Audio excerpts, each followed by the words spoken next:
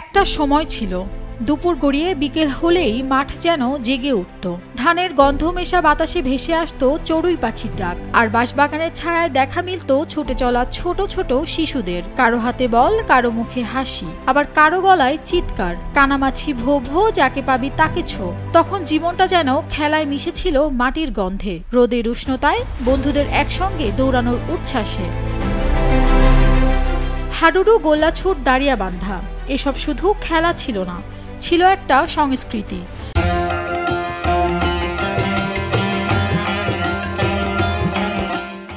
গ্রাম বাংলার বিকেল মানেই ছিল হাসি চিৎকারে মুখর এক উৎসব।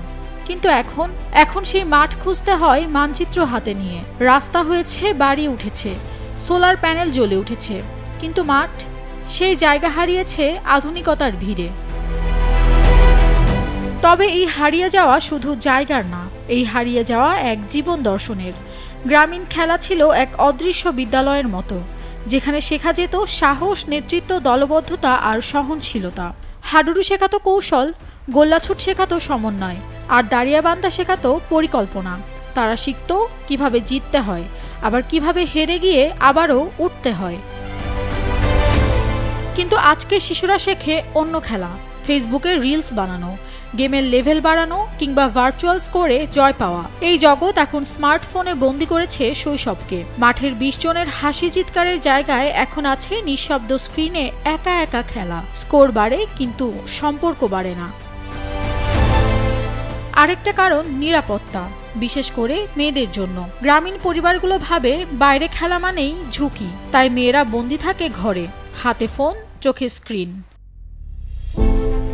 অন্যদিকে প্রাতিষ্ঠানিক সহায়তাও নেই। ক্রিকেট, ফুটবলের মতো ফেডারেশন বা টুর্নামেন্ট নেই এসব খেলার। না আছে স্পন্সর, না আছে মিডিয়ার আলো। গ্রামীণ খেলা তাই আজ কেবল স্কুলের বার্ষিক অনুষ্ঠানে একদিনের স্মৃতি হয়ে টিকে আছে। তবু আশার আলো একেবারে নিভে যায়নি, কারণ এই খেলাগুলো শুধু বিনোদন নয়, এগুলো গ্রাম বাংলার আত্মপরিচয়ের অংশ, লোকসভ্যতার দলিল।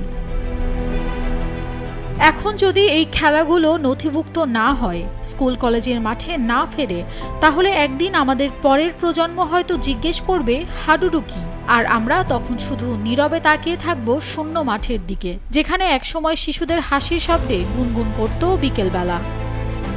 Nafisa Tasnim, Ridhika, Daily Sun.